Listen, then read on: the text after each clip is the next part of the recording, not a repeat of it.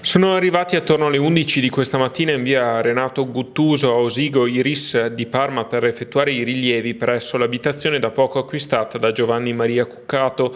Si tratta di una piccola casa a schiera disposta su più piani, il cui ingresso dà subito sulla contrada poco lontana dal centro.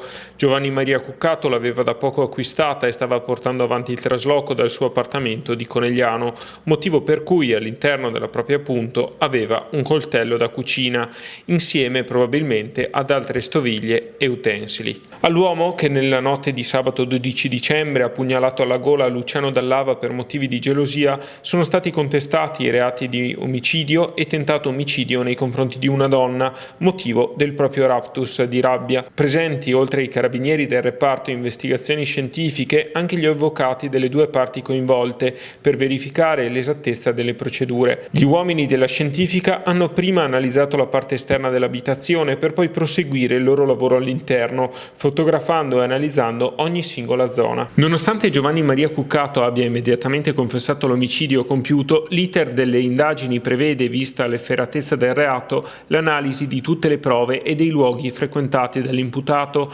Cuccato rimane in custodia cautelare nel carcere di Treviso, dove si trova da domenica scorsa dopo essere stato fermato dai carabinieri poco lontano dalla zona del crimine. Durante le indagini del RIS di Parma la vita nel borgo è continuata indisturbata e nella giornata di oggi sarà effettuata anche l'autopsia sul corpo della vittima per accertare le cause del decesso, che sarebbero dovute al dissanguamento dell'uomo dopo il fendente alla gola.